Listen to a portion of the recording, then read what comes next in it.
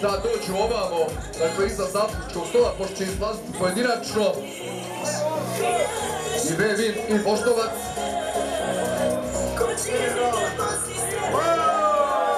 E sad ko ne bude snimao, može da upali blic, onako da imamo dodatni efekat. Kad bude role, hoću gramoglasni aplauz. Na role.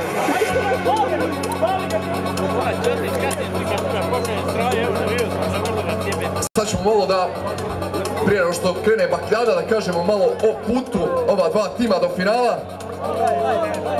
Ajde, još bliceva.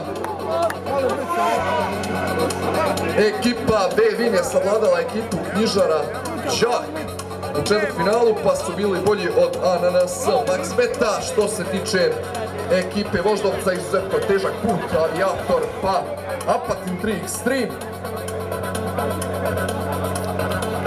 Sad ćemo da najavimo pojedinačno sve igrače, prvo ekipu Bevin, pa onda i ekipu Voždovca. Dakle, izlazit će ovamo. Jel spremno sve što se tiče bakljade? Jeste. Za ekipu Bevin, dakle, izlazi se pojedinačno. Nastupaju Vildan Hodžić, nastupao za Vukove, nastupao za Orlovik. Od 30. mjesta na listi basketaša iz Bosne i Hercegovine, Anes Dedović, njegova vjerna sjenka, također prošle godine u Vukovima. Zatim Mirza Keso, nastupao za Kakanj, za Čelik, za Visoko, za Bošnjak Zgadžića i Meris Mazalović, dugogodišnji basketaš Aluplastika, sutra sa njima također igra, 28. na listi basketaša u Bosni i Hercegovini.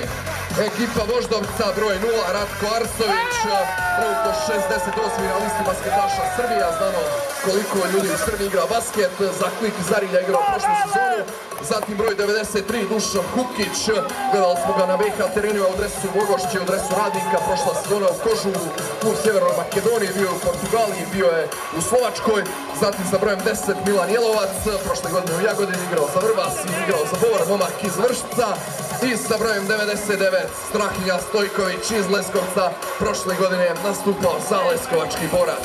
Sve je spremno za spektakl, nadamo se da nas očekuje izuzetno važan meč. Da ne zaboravimo studijska dvojka, Srđan Plavšić, Pavle Čobanov. Pustit ću vas da uživate u ovom sjajnom vatrometu.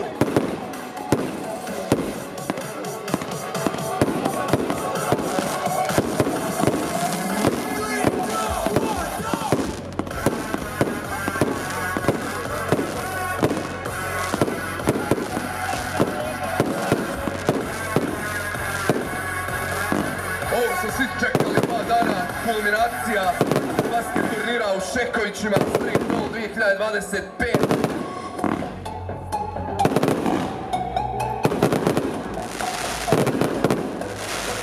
Dva tima koji se bore za pehar, bore se i za novčanu nagradu. Opština Šeković i generalni sponzor turnira, manifestacija Cool Jul.